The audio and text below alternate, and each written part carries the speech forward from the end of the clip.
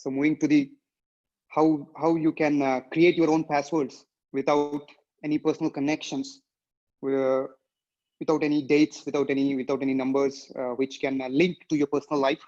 So it is possible to have a password, but not related to your life. No names, no phone numbers, no any interests, hobbies, likes, dislikes, anything like that. So the ideal password would be one which is not bind with your personal life. That's what cybersecurity professionals most of the time create passwords likewise. All right. So it is possible. There are two different ways which we can do this. Either you can do this manually by creating own passwords which doesn't connect with your personal life, but it's very hard when you try one, and when you try second, and when you try third, you'll give up creating unique passwords randomly generated by yourself. So we do have one way of doing this, one of many. We call this as password card. So password card is a randomly generated card which has a unique passwords within it. So let me show you how it looks like, and I'll give you the app information, how you can download and install this. So this is my password card, as you can see on the screen. Hope I need to share the screen. All right. So as you can see on the screen, this is my password card. It consists of numbers, letters like alphabets, as well as special characters and some other things. Numbers too, I guess. Yeah.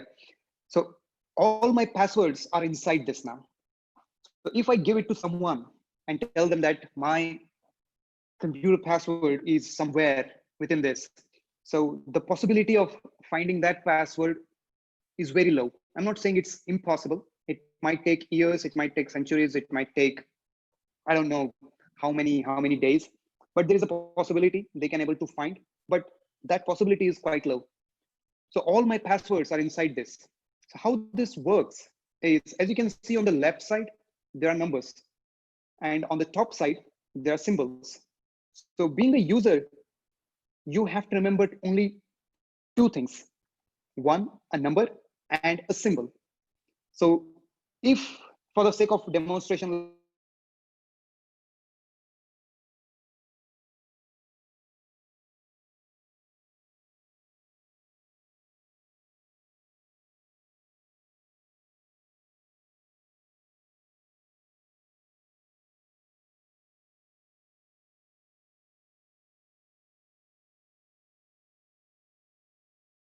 or I can start from the top, including just under the music symbol, that is M2RMC. So it's up to you now how you want to choose your passwords. So it might be horizontally, it might be diagonally, it might be vertically. You can choose in a square wise, you can choose in a triangle wise. It's up to you how you choose your passwords. So this, we call this as password card. So if I have to show you the website, let me see if I have, okay, got it. So I'll note down here the website name. You can try it on your own whenever you have time. So the site name is passwordcard.org. The one of the best thing about this password card is it generates unique and random password card for everyone, for every user. So it's not connected to any email address. It's not connected to any name or any social media or anything like that. It's purely random and unique. So if you visit this website, whenever you have time, check it out. But I'll show you the demonstration right over here. Something's wrong. Let me see. Okay, the spelling is mistake. Okay. Passwordcard.org. I think I missed one S over here. All right. So this is the site. This is the site where you can generate your own password cards. If you are good with reading and stuff, read how this works, how this helps anyone to create a unique and random complex passwords using this particular application, using this particular service. So on the right side, as you can see, this is a card, right? So this is a fresh generated unique and random card for me. So if you visit on your own machine, you can see completely different random and unique password card. So here there are many options, like for example, I want to include symbols within my password card, I just need to check mark it, and it generates another password card for me, which consists of numbers, alphabets, special characters. So this password card, you can take a printout. You can take, you can copy this, you can download this and save it on your smartphone or computer, like I do. Or they have an option for your smartphones. They have an Android version if you're an Android user, or if you're an Apple phone user, you can also download an app for iPhones. So this application is quite useful, very much useful. Most of my passwords, my personal passwords, not considering personal and professional life, completely different. So my personal passwords are generated from this password card. So I do have a printed copy within my wallet. So whenever I just need to take out, and I had to remember only two things: a number and a symbol for every website. So sometimes I use 8 numbers and some symbol, and sometimes I use 4 number and symbol for different websites. So it varies from site to site and application to application. So this is an easiest way, yet it is difficult, I know that, because every time you have to figure out, you have to type it. It's an autofill feature. There's no any autofill feature. So you have to take out your card either from your smartphone or from your wallet, and you have to figure out what was the password, the symbol, and the number, and you have to type it every letter by letter. It's a little bit difficult initially. Trust me, it is difficult. I tried it when I was, I think 3 years back. I got this particular website, and I started using from that particular year. So it was difficult for me, but later on you have practice for every time you have to take out the phone and type the password. So you don't feel that much difficulty when you have practice. So this is one of many ways which you can try, and there are many more things which you can read and understand how this works, how this is secure enough, and how you can use it for good purpose. All right. And as you can see on the password card, there is a unique number and alphabets over here. So this is what we can say, it's an identity of your password card. This is an identity. If in future somehow you misplace this password card, or someone somehow it got deleted from your smartphone, right? So then you just need to keep this number safe somewhere, write it down, or save it in your notes or email, anywhere. So if you lose this card, you just need to take this number from saved area, and you have to put it over here. The moment you type or copy paste your unique identity card and press enter, you can see the same card on your screen now. Right. So this is how it works. Even though if you lose it, you can able to get it back, because these are randomly generated, but still it is stored on a specific server, and that server is of passwordcard.org. So this is one of the best mechanism to have passwords, but not to attach your passwords with your personal life. No birth dates, no phone numbers, no any personal anything related to personal life. There's nothing within this password. Every password, every password card is generated randomly and uniquely and complex password. So let me, for the sake of demonstration, I have one password which I have it on my screen. So as you can see, this one, right? So this is, I have taken this out from my password card and copied over here just for the sake of demonstration. Right? So let's see how this works when the right time comes. Right? So using this password card, you can create your own unique random passwords. So this is the site which you can visit it out whenever you have time, and there is an app available for the specific password card, so you can download it from your Play Store or App Stores. So if you want to check whether this specific password card actually generates a complex password or not, so if you want to check how strong is my password if I use it from password card, so you can check it out from this site. The site name I have displayed it on my slides. So it's a Kaspersky website called password.kaspersky.com. So it's a free service and it's a trusted one. So you don't need to worry whether my password is being stored on their website or not. So what if the Kaspersky steals my password? So you don't need to worry about that, because your password never gets stored, or password never get delivered to the website itself. So it's an best way to find out how complex your password is. So for the sake of again the demonstration, I'll go to my web browser. So this is the site. Check your passwords. Your password is not safe if it can be brute forced or found in the database of a leaked passwords. So we'll talk about this section in a couple of minutes. But other than this, there's pretty much easy to use. So here is the section where you have to type the password.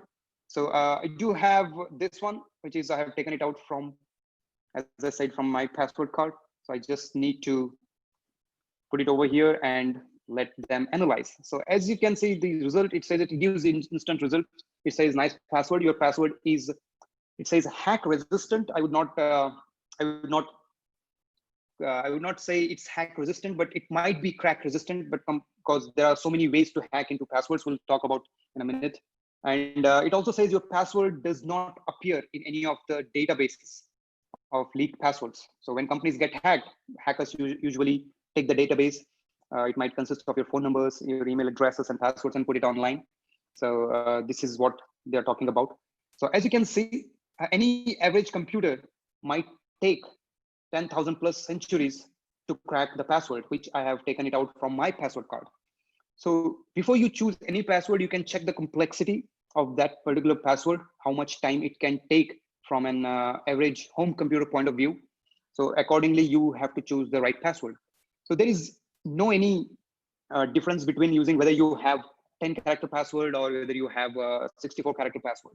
But most of the time, every cybersecurity professional try to sell you that, okay, use 16 characters or 18 characters or 22 characters. Right? It's good to have, but it's not ideal for everyone. So you don't actually work in cybersecurity. So it depends upon what kind of work you do online. So accordingly, you have to choose the right password. So just make sure that your passwords are crack resistant, and it should take more and more years to crack your passwords, right? So this is the one way of what I said, choosing or finding out how complex your password is. Right? So there is another way, which is an automated way. We call this as a password manager. So password manager is like an app, it's an application for your smartphones, your computers, your browsers. So as the name itself says, it manages your passwords. So you don't need to remember the password. You need to just install the application, this password manager. I'll give the name which password manager is most famous and secure and private one. I'll come back to that in a minute. So password managers are quite useful nowadays. If you don't want all those difficulties to remember the passwords, remember the symbols and numbers, unless you do want to try, you're welcome to try. But this one is quite useful for everyone, even for non-technical users. Using the same passwords for multiple accounts is a very bad idea. So that's why the password manager came into existence. These password managers help you to generate unique and random passwords for you for every account. So there will be no any same passwords for different accounts. So every time it generates a new password and new completely unique. So one of the password manager which I trust and believe is Bitwarden. It's a open source application which is available for, it's cross-platform. It is available for your smartphones like Android and Apple phones, and operating systems like Windows, Mac OS, and Linux. So it's an open source product, and it supports cross-platform. So that's the best reason to use Bitwarden. Most of the password managers are not open source. When I say open source, we're talking about the code of the application. So if the code is not available for anyone, even though if they claim that our password manager is quite secure and private, so it's not possible to verify it because the code is not available. The most companies claim that our password manager is one of the best, top, and everything secure and private, but unless we see the code, it's not possible to figure it out. But Bitwarden is a little bit different. Bitwarden, they opened up the code for everyone. Even they go for third-party audits. So what third-party audits means is simply the other security company comes into the frame, and they try to analyze how this Bitwarden works, what are the security protocols they are using, what are the privacy sections they have implemented and everything, and they give out the transparent, what we can say, it's a report for every general user. So now you can able to understand whether to use Bitwarden or not. So it depends upon the report itself. So that's why Bitwarden is most secure and private password manager for you. It generates completely random passwords for you, and you can store as many passwords as you like. So there is no any limitation for this, and you can sync up with unlimited devices. Let's say if you have 3 phones, 2 computers, 1 laptop, and all have Bitwarden account, then all the passwords are linked together now. So whatever you want, you can get it on all of the machines at the same time.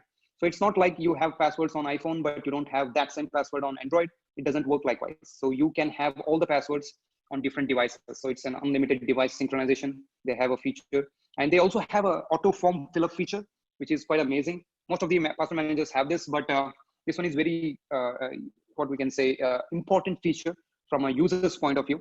So whenever you visit facebook.com, and before you type anything in the email address and password section, if you have any password manager, they have autofill feature over there. So you just need to select the right account from the Bitwarden, and it automatically select the password. And if the password matches with the email address, then it gives you access to your Facebook account or any kind of accounts. So this is what password manager is. So this is my favorite, easiest way for you to try. You are welcome to try this also. This is one of the most, I would not say easiest one, but it's still an intermediate level kind of difficulty you will face at initial time to use this password card. But if you don't want any kind of complexities to access your passwords, then you must try. I strongly recommend you to try Bitwarden, at least for the sake of understanding how this works. If you like it, if you think it works for you, if it is good for you, then you can use it everywhere you like, whatever it might be, your device you have, right? So these are the 2 ways. I believe there are multiple other ways. There are some websites online which helps you to create unique and random passwords, but we don't need to use someone else's website to do that, because what if they are storing your passwords? What if somehow they collect the metadata and connect with your social accounts or any kind of accounts? So it would be a good idea to use password manager or a password card, which is not at all connected with your personal life or any kind of social accounts, right? So coming back to this, so earlier we saw this tweet. This tweet says that the password was 64 characters, randomly generated and unique, and she was using a password manager called as LastPass. There is another application called as LastPass. So this is that is a commercial version. So you don't get it for free. You have to pay it to use that password manager. So this password manager generated 64-digit random password for her, but still somehow someone got hold of that particular password. So how this could have happened? There are many speculations on the internet, and this happened very recent, last month itself. It's not like previous year or previous to previous year. So it happened very recent.